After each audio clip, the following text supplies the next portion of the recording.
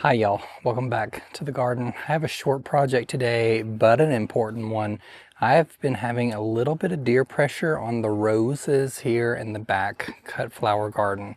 Now this is an area of the property that is closest to the woods here. Not so much woods, there's a neighborhood on the other side. It's probably a 30-40 foot patch of green trees with a creek in the middle.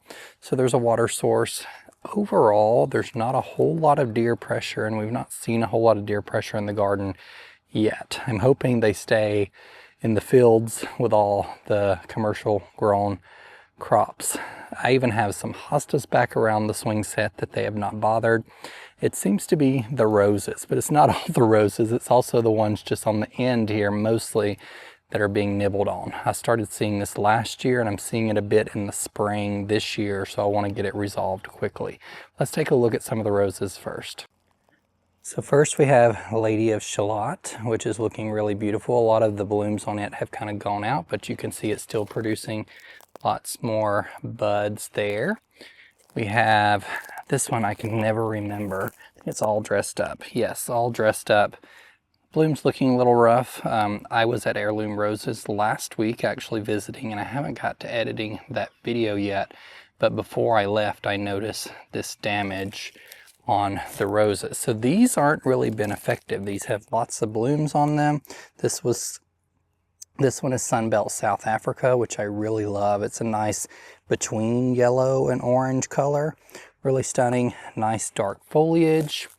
This one right here did get nibbled by some deer, and you can see it's put off all this brand new growth here. This one's Parfuma Madame Anisette, but you can see like here's an area where it was just nibbled off. So the bud was broken off, and they're not eating them down very far. They're just kind of picking the buds off. Down here we have Coco Loco. So it's looking pretty good. And these are the ones that are being affected the most. The two on the end, which is funny, but you can see there where we some damage here, and then this one on the end has been affected a lot. So I feel like they come from this direction and just kind of test out a couple things and then leave, and they don't get so close to the house. So I think that's what's happening here. But we're going to spray today. This is Sunbelt Plum Perfect, which is a purple rose. You can see it's still got some nice buds on it here, but these top ones are completely missing. And this one is Apricots and Cream. So a really beautiful rose, and I definitely want to get blooms off of it. If you also remember, we had a rough winter, and I showed you about a month ago cutting these roses, almost every one of them, I think all of them but Lady of Shalott, completely to the ground because they had significant stem dieback. But they're looking pretty good now to be second-year roses. So because I've never had to spray for deer, my understanding with deer is you just kind of got to find something that the deer don't like.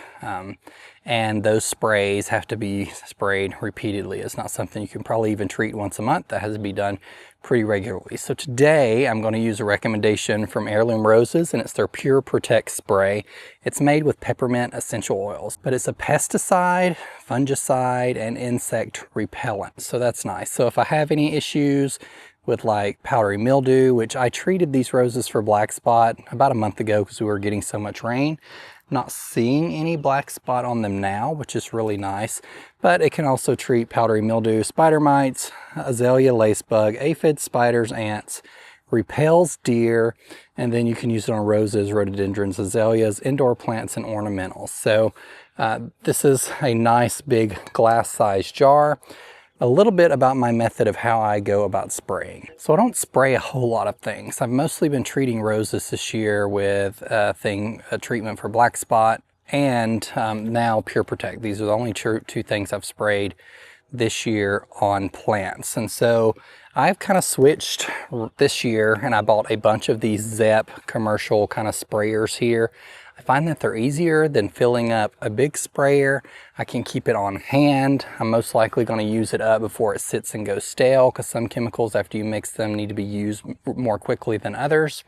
And I can label it, so this will, when I get done, I'll write Pure Protect on here, deer repellent, and stick it in the garage or the shop. And I'm also more apt to treat if I have something on hand. I have a bunch of larger size gallon spray bottles, but this is so much easier to just grab on my way out to the garden and walk around with and hand spray. Now, I think this worked really well. You dilute it 10%. So this is a 30-ounce sprayer. The smallest is like 5 ounces here, and I went just below that with the product, and then I filled the rest with water. Now, this isn't necessarily an organic spray. It's not labeled organic, but just because something is labeled organic, even if this was, you always want to use PPE. This has essential oils in it, and essential oils can burn you. Probably not at this dilution rate, but use PPE to what you're comfortable with. So I have a glove right here that I'm going to just put on one hand and spray this on all of these roses. And this will probably be, I don't know, we'll have to test and see how often I have to apply it. If you don't get any rain, you probably don't have to apply it quite as often. And you would also want to apply it later in the afternoon, because since this has oils in it, oils can sit on the leaves of plants and burn them if they're getting a lot of sun. So as you can see, we're approaching sunset here, and that's why I wanted to come out here and get this done pretty quickly. I'm going to set the camera down and we're going to spray all of these off, see how quickly it takes. Shouldn't take too long. You want to shake this up because it is an oil. It also has some other inactive ingredients in it to help adhere and make it more effective. So it's not simply essential oil or peppermint essential oil. Let's get started. So these type of products essentially work by making the plant not so tasty. You can adjust, these sprayers are nice because you can adjust the mist. And so I just want a fine mist on all of these. If you can, coat the underside of leaves as well, but with this it may not be quite as necessary, because if they get this in their mouth, they're just not going to like it. So I'm just going to quickly spray all these down, and then we'll follow up and see how this is working in a couple weeks. I probably will be able to come out here and smell the leaves. And if they don't smell like peppermint, I know another treatment may be needed. Always follow the instructions on the product that you're using, though, for any type of product. Just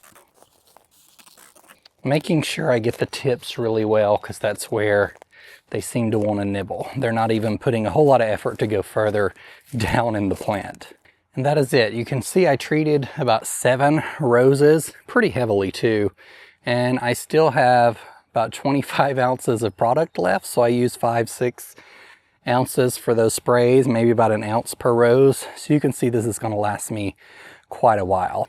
And the bottle actually says every 2 weeks. So follow the instructions on the bottle if you decide to test it out. And also with any insecticide, pesticide, repellent that you're using for the most effective results. Now, while we're here in the cut flower garden, I want to show you a few things, including these Peruvian lilies that I didn't get to show you a couple weeks ago. I think they hadn't started blooming yet, or they had just started blooming a couple things and there weren't really a great view of them. But let me turn the camera around and we'll check those out. So these will all continue putting off new shoots. So while some of them are in a lull, especially this summer heat down here, the red,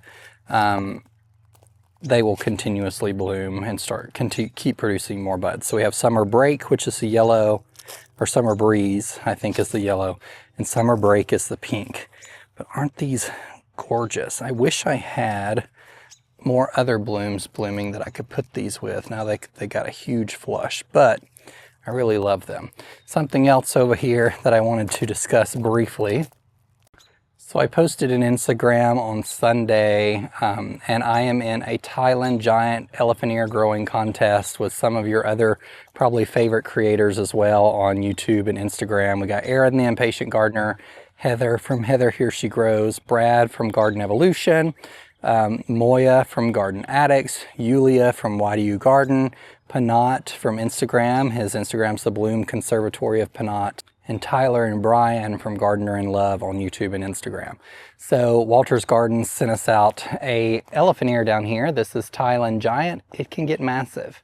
And the goal is to grow the biggest leaf or the biggest plant. I think we're measuring by biggest leaf size, I think by the end of September.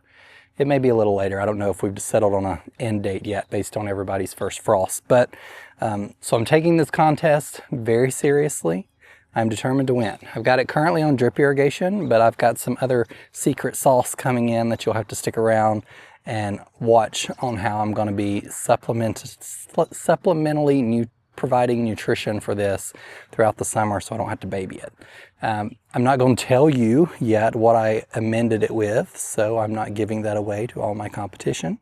But we will release the details of those things at the end of the competition if I was successful. If I was not successful, we'll have to keep it a secret and tweak it, and maybe we'll do this again next year. But if you didn't notice, it smells so good out here right now. It smells like peppermint. But if you didn't notice, I'm very competitive. I've always been my whole life. Didn't stop in law school, and it's not about to stop now. So this is fun. I don't think I've ever done a growing competition with any other creators. So it'll be real fun from each of us. And we can, if you follow us on Instagram, you can enjoy some, I'm sure, smack talk back and forth throughout the summer. Thank y'all for joining me, and remember, be a light. Take care. Bye.